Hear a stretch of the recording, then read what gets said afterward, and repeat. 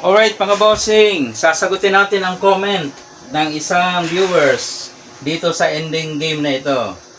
Si Nilo Dalaw daw, no? Shoutout sa iyo, no? Nilo.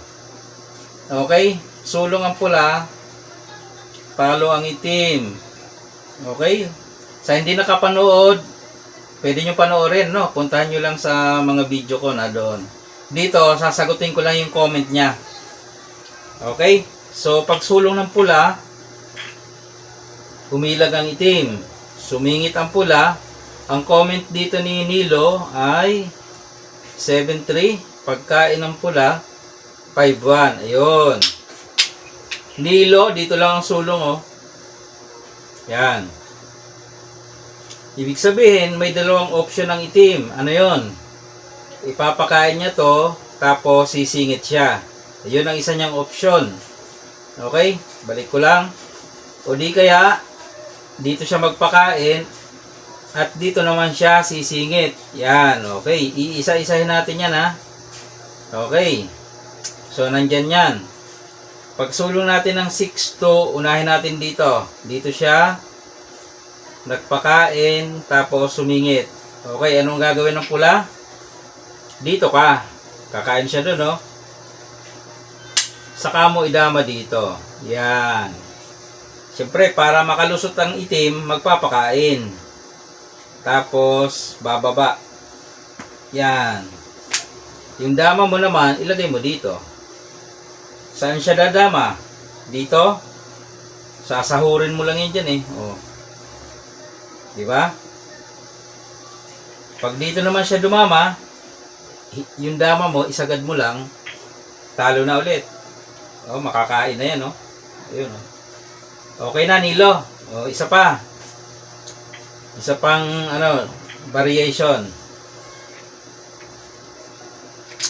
Merong nagsabi, pabalik-balik, paulit-ulit. Ay, syempre, boss, nag-i-explain tayo, eh. Pinapaliwanag natin. Hindi naman to 3 moves, talo na agad, no? Maraming sanga-sanga to, eh. Kung mainipin ka, eh, pwede ka nang lumipat na ibang panoorin, no? Manood ka na lang ng Viva Max. Alright? So, dito tayo. Dito siya. Pasok tayo dito. Ito yung comment ni Nilo. Kain tayo. Dito siya. Dito tayo. So, okay na tayo dito, no? Talo ang itim. Dito naman. Tapos, saka sumingit. Okay. Paano naman mananalo ang pula? Pag dito ka pumunta, tatabla. Ayun, no? Malayo na kasi, eh. Dito ka dapat. Yan, kain siya dito. Dito naman. O, saan siya? Dito. Doon ka. Talo na yan, di ba? Pag dito siya, idadama mo lang, eh. O, kitang-kita naman. Okay? Kung dito siya, dito ka naman dumama. So, talo, Nilo. Kahit doon sa sinasabi mong sulong, ay matatalo ang itim. Okay. O, may tira pa ba? Saan susulong? Wala na, no? Yan o, kakainin. Okay, meron pa nag-comment dito. Para maliwanagan lang, no? Ang pula papunta doon. Kaya nga doon sumulong, eh. Ang itim papunta dito. Kaya nga umilag, eh. Pumasok ang pula. Ngayon, mayroong sulong naman pumunta dito. O, doon tayo dadama. Okay? Tapos, kumain ng itim. Okay? Tapos, umabante tayo.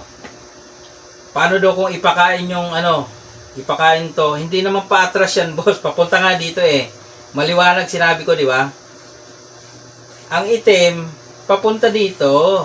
Bakit mo ipapakain doon? Paatras. Hindi naman dama yan, eh. Ang gusto niya mangyari, ipakain lang muna, saka dadama. Ay, hindi nga po pwede.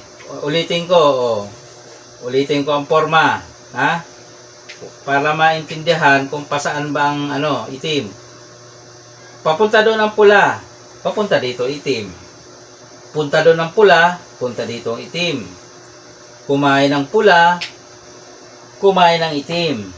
Okay? Pag sulong ng pula doon, doon din ang itim? Hindi pa po yun dama, yun pa po lang yan. Kung ipapakain mo yan, matatalo agad. Kakain dalawa, eh.